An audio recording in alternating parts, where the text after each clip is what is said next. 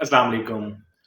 मियाँ साहब ने 64 सीटों पे विक्ट्री स्पीच करके भोंडी हरकत तो की ही थी, लेकिन जो अभी उन्होंने ब्लंडर किया है ना, वो किसी तरह से उनको ज़ेब नहीं देता था। अब ये समझ नहीं आती कि मियाँ साहब की जो थिंक टैंक है, क्या वो इतनी नालायक है या कोई मियाँ साहब से मजबूरी में ये चीज़ें करवा रहा है?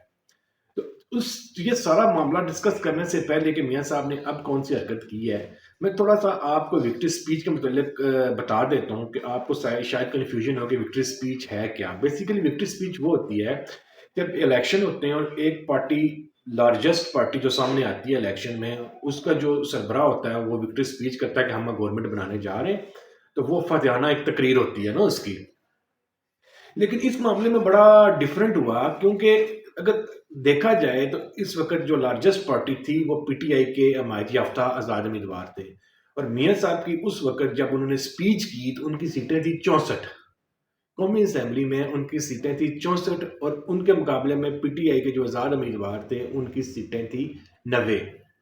अब किसी तरह से भी मियाँ साहब की ये विक्ट्री स्पीच बनती ही नहीं थी और जब उन्होंने स्पीच की और उसमें भी जो उन्होंने बॉडी लैंग्वेज इस्तेमाल किया या जो उनकी हरकत थी, उन कहते क्या है जी, हम पीपल्स पार्टी को और आज़ाद उम्मीदवारों को दावत देते हैं कि आए हमारे साथ मिलके हुकूमत बनाएं, आए हम सब मिलके हुकूमत बनाएं।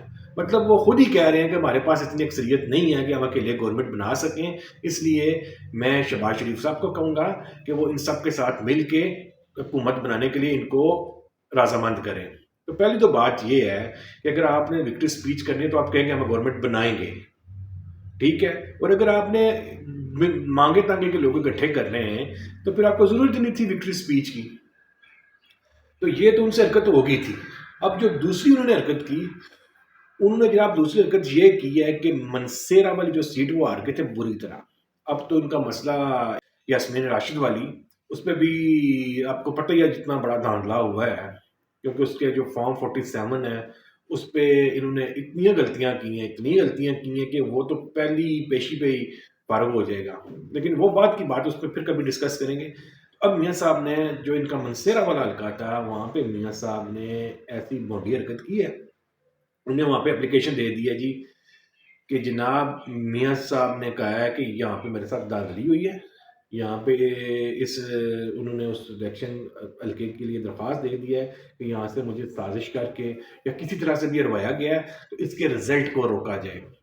अब एक मौक़िफ़ ये भी आ रहा है कि सुनने में ये आ रहा है कि मियाँ साहब कहते हैं कि वहाँ पे बर्फ़बारी हो रही थी, वोटर निकल नहीं सका और इस वजह से मैं हार गया हूँ। अब इससे मुझे ये समझ नहीं आ रहा कि मियाँ साहब ने ये अगर एप्लीकेशन दी है, तो क्या दूसरी पार्टी का वोटर भी तो उसी एरिया में था? अब क्या मियाँ साहब ये चाहते हैं कि यहाँ पे इलेक्शन जुलाई में हो, जून में हो या जब यहाँ पे गर्मी का मौसम हो तो उस वक़्त इलेक्शन हो? तो मियाँ साहब की इस हरकत से आप एग्री हैं या आपको लगता है कि मियाँ साहब को ऐसा नहीं करना चाहिए था? और क्या हमारे 3 दफ़ा के प्राइम मिनिस्टर और जो अभी फिर दोबारा प्राइम मिनिस्टर बनने जा रहे हैं, उनको ऐसी हरकत ज़ेब देती थी? तो मिलेंगे किसी नेक्स्ट वीडियो में। अल्लाह आपका हामी नासिर हो।